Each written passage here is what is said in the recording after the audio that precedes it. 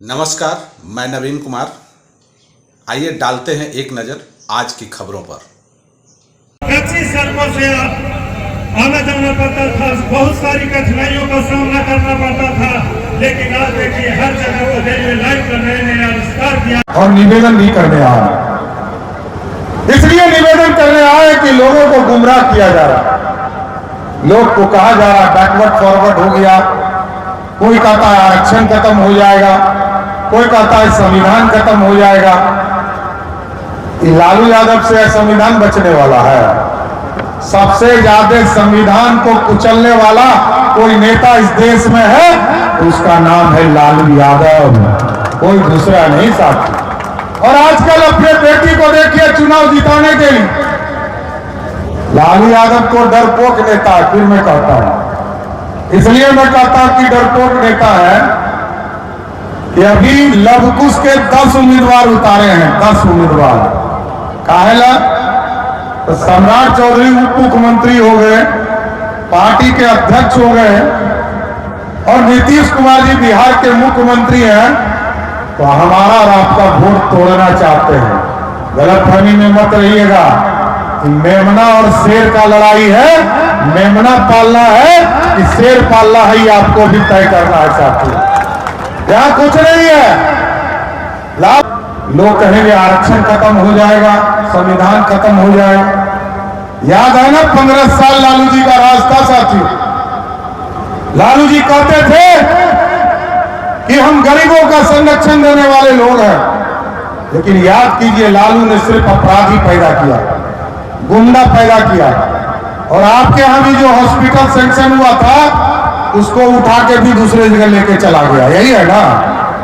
Hospital आपके यहां तेलारा में स्वीकृत हुआ था, उनका प्रतिनिधि यहां से भी उठा के लेके चला गया।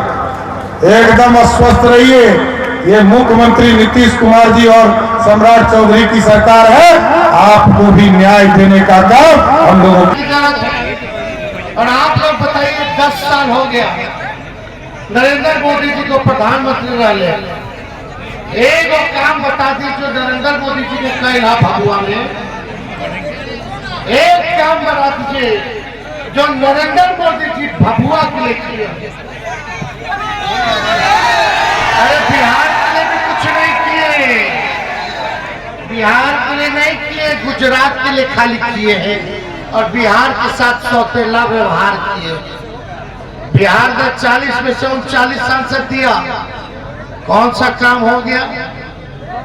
ना नौकरी लगा, ना बेरोजगारी खत्म हुई, ना महंगाई खत्म हुई, ना गरीबी खत्म हुई, ना किसान का आय दुगुना हुआ, ना कोनो कारखाना लगा भभुआ में, थोड़ा बढ़िया अस्पताल बनवा दिए मोदी जी, विश्वविद्यालय कॉलेज स्कूल कुछ तो बनवाए होंगे।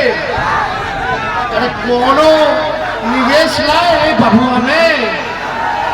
जब भभुआ के लिए कुछ नहीं किया प्रधानमंत्री जी, तो इस बार भभुआ भी आपको कुछ नहीं करेगी, वोट नहीं देगी। इस बार भभुआ को लोग चाहे अगड़ी जाति हो, पिछड़ी जाति, अति पिछड़ी जाति, दलित, महादलित, अल्पसंख्यक या आदिवासी, सब लोग मिलकर के भाजपा को भगाने का काम करेंगे और सासाराम में परिवर्तन लाने का काम करेंगे। हम लोग हिसाब मांग, तेजस्वी 17 महीने था तो 5 लाख लोगों को सरकारी नौकरी दिया, हर जात के लोगों को दिया, हर धर्म के लोगों को नौकरी दिया। 3 लाख नौकरी प्रक्रिया धीम करा के 8 लाख हो गया होता तो हमारे चाचा जी पलट। एक चाचा जी जहाँ रहे, हमारा तो पूरा शुभकामना ना है कि बुजुर्ग हैं, अभिभावक हैं, बड़ा लोग हैं, तो स्वस्थ रहे और खुशी रहे, ये हमारी शुभकामना है। लेकिन आप सब लोगों को कहना चाहते हैं, हमने नौकरी दी, जब हम नौकरी दे रहे थे, जब बीच में वादा कर रहे थे तो यही चाचा बोलते थे कहां से नौकरी लाएगा, अपने बाप के पास लाएगा, असंभव है। लेकिन उन्हीं चाचा के हाथ से 5 लाख नियुक्ति पत्र हमने बंटवाने का काम किया। चुनाव का समय है, ये चुनाव हर 5 साल में 2 बार होता है, लेकिन ये चुनाव बहुत खास है। खास इसलिए क्योंकि देश का संविधान जो है वो खतरे में है साथियों, देश का लोकतंत्र जो है वो खतरे में है साथियों। इसलिए आपको और हमको अपने संविधान के लिए लड़ाई लड़ना है साथियों। आजाद भारत में आजादी से पहले इस देश में देश गुलाम था अंग्रेज के हाथों में। आपके पूर्वज, हमारे पूर्वज ने 250 साल संघर्ष किया, उसके बाद देश आजाद हुआ। आजादी के बाद बाबा साहब भीमराव अम्बेडकर ने एक संविधान बना के दिए।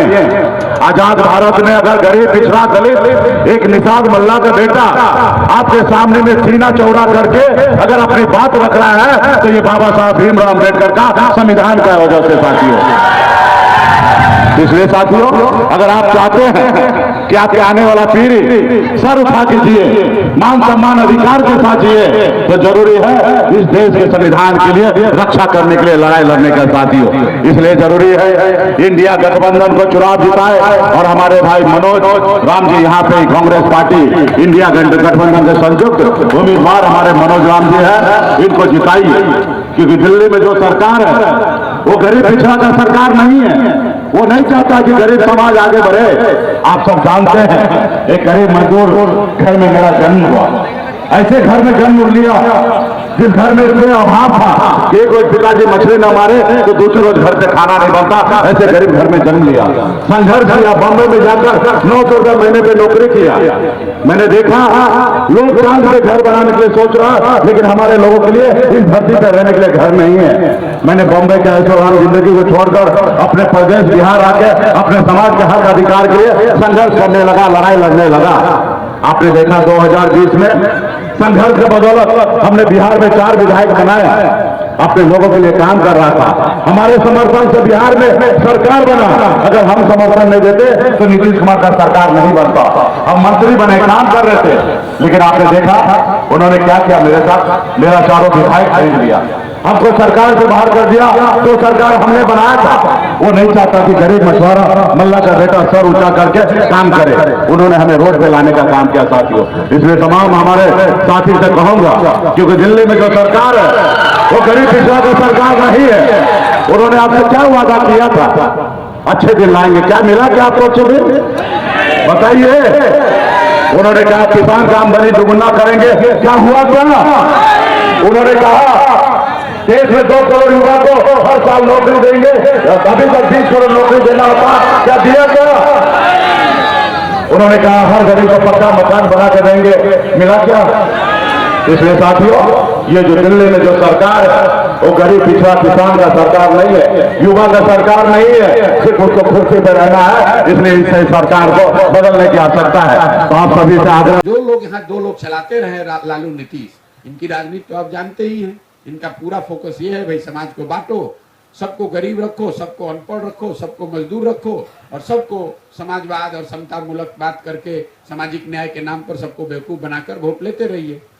कभी किसी ने लालू जी से सवाल नहीं पूछा कि ठीक है भाई, आपका दावा है कि आपने अपने राज्य में, अपने शासनकाल में, अपने राजनीति से, अपनी सोच से समाज में गरीबों को, वंचितों को, सामाजिक तौर पर पिछड़ों को आपने आवाज दी। लेकिन लालू जी ने जिन वर्गों को आवाज दी उनको शिक्षा क्यों नहीं दी, उनको रोजगार क्यों नहीं दिया, उनको जमीन क्यों नहीं दिया? कभी आपने ये पूछा? वो इसलिए नहीं दिया कि आवाज दे दिया तो जिंदगी भर उनके लिए नारा लगाएगा, झंडा लेकर घूमेगा। लेकिन अगर उन्हीं वर्गों को उन्होंने शिक्षित कर दिया होता, उन्हीं वर्गों को उन्होंने पूंजी पैसा देकर रोजगार दे दिया होता, उन्हीं वर्गों को उन्होंने जमीन दे दी होती, तो आज वो उनका झंडा लेकर नहीं घूमते। तो ये राजनीति है यहाँ पर, जिसके तहत पूरे बिहार को अनपढ़ और मजदूर बना दिया गया, ताकि आपको अगर 400 रुपया पेंशन भी मिल रहा है तो आपके लिए नेता माई बाप है। आज के इस जमाने में 400 रुपया पेंशन पाने वाले लोग वोट कर रहे हैं कि भैया सरकार 400 रुपये दे रही है। आज के लिए बस इतना ही, मिलते हैं अगले खबर पर।